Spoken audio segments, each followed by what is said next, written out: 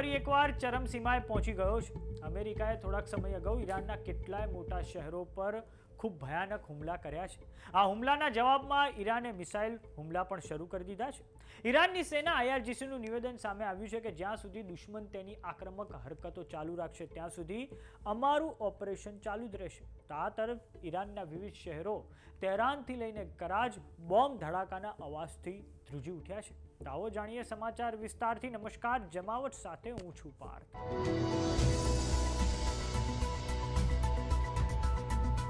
અમેરિકાના central command દ્વારા આજે દાવો કરવામાં આવ્યો છે કે તેમના દ્વારા ઈરાનની અંદર કેટલાય સૈન્ય ઠેકાણાઓ પર ભીષણ હુમલો કરવામાં આવ્યો છે।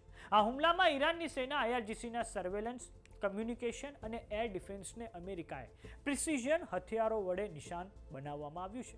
અમેરિકાના સેન્ટ્રલ કમાન્ડ દ્વારા ઈરાન પર આ કાર્યવાહી કરવા પાછળનું એક કારણ પણ આપવામાં આવ્યું છે। આ કારણ બતાવવામાં આવ્યું છે આત્મરક્ષા એટલે કે સેલ્ફ ડિફેન્સ। આ ક્ષેત્રમાં અમેરિકન સેના અને સાથે જ અમેરિકાના કેટલાય વાણિજ્યિક એટલે કે કમર્શિયલ હિતોને ઈરાનની આક્રમકતા સામે જોખમ છે, આવું જગત જમાદાર અમેરિકાનું કહેવું છે। આ સમગ્ર મામલે અમેરિકાના સેન્ટ્રલ કમાન્ડ દ્વારા પ્લેટફોર્મ X પર એક ટ્વીટ પણ સામે આવી છે। દર્શક મિત્રો, આપણે સૌપ્રથમ એ સત્તાવાર ટ્વીટ પર નજર કરીએ તો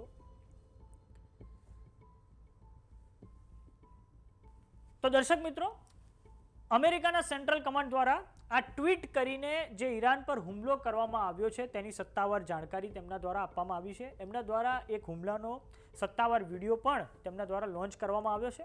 અમેરિકા દ્વારા બે મહત્વના શબ્દો અહીંયા એમના દ્વારા લખવામાં આવ્યા છે। પહેલું, USS માઇકલ મર્ફી। આ જહાજ પરથી તેમના દ્વારા ટોમાહોક ક્રૂઝ મિસાઇલોને લોન્ચ કરવામાં આવી હતી અને આ ટોમાહોક ક્રૂઝ મિસાઇલો વડે ઈરાનના જે વિવિધ શહેરો છે તેની પર પ્રિસિઝન સ્ટ્રાઇક અમેરિકાના સેન્ટ્રલ કમાન્ડ દ્વારા કરવામાં આવી હતી। સૌપ્રથમ અહીંયા આપણે બે શબ્દોનું મહત્વ સમજીએ તો પહેલો શબ્દ છે પ્રિસિઝન સ્ટ્રાઇક। પ્રિસિઝન સ્ટ્રાઇકનો મતલબ થાય છે કે આજુબાજુના વિસ્તારને નુકસાન પહોંચાડ્યા વગર નક્કી કરેલા ટાર્ગેટ પર સચોટ પ્રહાર કરવો અને આ માટે અમેરિકાએ ટોમાહોક ક્રૂઝ મિસાઇલનો ઉપયોગ કર્યો છે। આપણે ટોમાહોક ક્રૂઝ મિસાઇલની જાણકારી પ્રાપ્ત કરીએ તો આ એ ટોમાહોક ક્રૂઝ મિસાઇલ। આપને જણાવી દઈએ કે મિસાઇલોના મુખ્યત્વે બે પ્રકાર હોય છે, એક તો બેલેસ્ટિક મિસાઇલ અને એક છે ક્રૂઝ મિસાઇલ। બેલેસ્ટિક મિસાઇલની ખાસિયત એ હોય છે કે તે વાતાવરણની બહાર જઈને પાછી વાતાવરણમાં પ્રવેશ કરે છે અને પછી તે ટાર્ગેટ પર એક સચોટ હુમલો કરે છે, જ્યારે ક્રૂઝ મિસાઇલની ખાસિયત એ છે કે તે જમીનથી ખૂબ ઓછા અંતરે ઉડીને સીધું જ તે પોતાના ટાર્ગેટ પર હુમલો કરી દે છે। તો અમેરિકા મોટા પાયે આ ટોમાહોક મિસાઇલોનો ઉપયોગ કરતું આવ્યું છે। આ ટોમાહોક ક્રૂઝ મિસાઇલની વાત કરીએ તો અમેરિકન લોંગ રેન્જ જેટ પાવરથી સજ્જ એક ક્રૂઝ મિસાઇલ છે।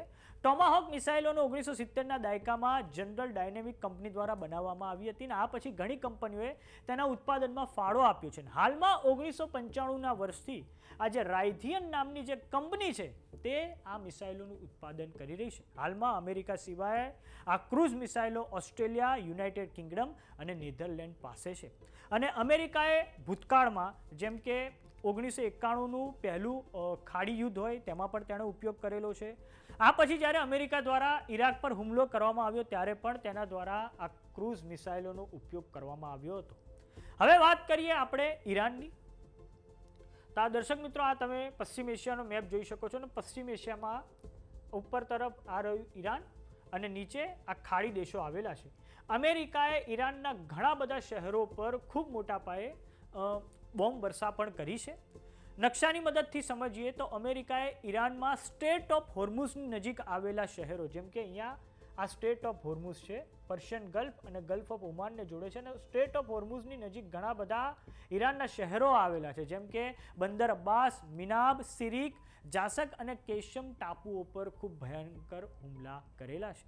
તો હવે ઈરાન દ્વારા જાહેરાત કરવામાં આવી છે કે હવે અમે આ સ્ટ્રેટ ઓફ હોર્મુઝને ફરી એકવાર બંધ કરી દઈએ છીએ। તો બીજી તરફ ઈરાને જોર્ડનમાં આવેલા અમેરિકન સેનાના બેઝ અલ અજરાક એટલે કે મુવાફક અલ સલ્તી એરબેઝ પર ખૂબ મોટા પાયે બેલેસ્ટિક મિસાઇલો વડે આજે હુમલો કરી દીધો છે। દર્શક મિત્રો, આ રહ્યું જોર્ડન અને જોર્ડન પણ બીજા વિશ્વયુદ્ધ પછી અમેરિકાનું પશ્ચિમ એશિયામાં ખૂબ મહત્વનું ભાગીદાર રહ્યું છે અને હવે ઈરાન દ્વારા જોર્ડનમાં જે અમેરિકન બેઝ આવેલો છે તેની પર ખૂબ મોટા પાયે બેલિસ્ટિક મિસાઇલો વડે હુમલો કરી દીધો છે. જોર્ડનમાં આ બેઝનું નામ છે મુઆફક અલ સલ્તી બેઝ અને આ બેઝ પશ્ચિમ એશિયામાં અમેરિકન સૈન્ય અભિયાનો માટેનું એક મહત્વપૂર્ણ કેન્દ્ર પણ તેને માનવામાં આવે છે. આમ પશ્ચિમ એશિયામાં તણાવ વધી રહ્યો છે. આ અગાઉ લેબનોનમાં ઇઝરાયલના હુમલાઓ ચાલુ હતા અને તે પછી ઈરાને ઇઝરાયલ પર એટેક કરી દીધો હતો, ઇઝરાયલે પણ ઈરાન પર એટેક કર્યો હતો અને હવે અમેરિકા દ્વારા ઈરાન પર ખૂબ મોટા પાયે હુમલા કરવામાં આવ્યા છે. ક્રૂઝ મિસાઇલોનો પણ તેમાં ઉપયોગ કરવામાં આવ્યો છે અને આ સમગ્ર મામલે અમેરિકાના સેન્ટ્રલ કમાન્ડ દ્વારા જાણકારી આપવામાં આવી છે.